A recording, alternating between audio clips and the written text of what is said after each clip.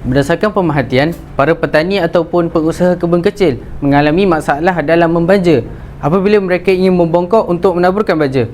Hal ini secara tidak langsung memberi kesan jangka masa panjang. Petani akan mengalami sakit belakang, lenguh badan dan sakit tulang.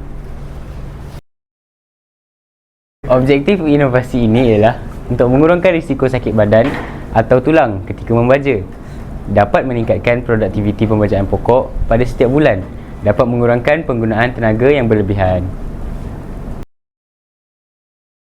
Fertilizer ini merupakan satu produk yang menggunakan konsep tekan keluar.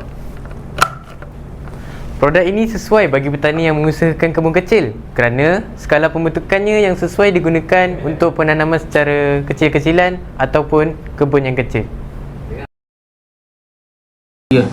Fungsi fertilizer ialah untuk memastikan pembajaan yang lebih efisien, teratur dan sistematik untuk menjadikan pembajaan lebih optimum. Assalamualaikum warahmatullahi wabarakatuh. Hari ini saya akan menunjukkan inovasinya. Di sini cara-caranya yang pertama,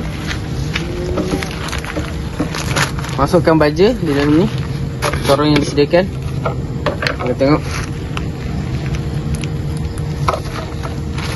Masukkan baja. Rapat sikit.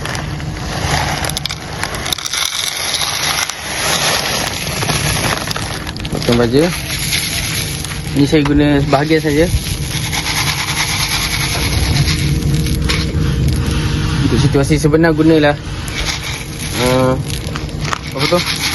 baja yang banyak. Kita kena masuk melalui lubang ni, cukup. Dan kita tutup semula.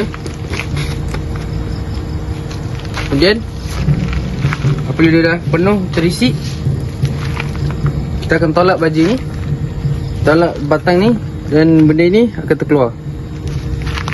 Contohnya, sekarang saya berada di kawasan kebun kecil di salah sebuah perumahan oleh penduduk tempatan di Kampung Merbah. Ini di sini. Kalau ikutkan, kita perlu tunduk untuk membaja.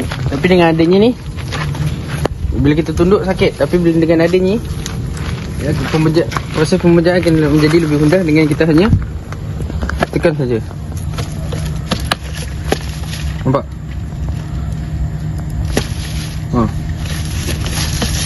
Kemudian nampak? Dia keluar. Mana-mana pegang rapat ni. Nak tunjuk mekanismenya. Tengok. Makin lama kita ni, dia lepas. Kalau kita lepas, dia stop lah. So, ni ada.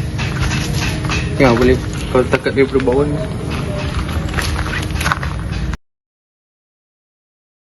Petani tidak perlu bersusah payah menabur baja dengan perlu tunduk, cangkung atau bongkok.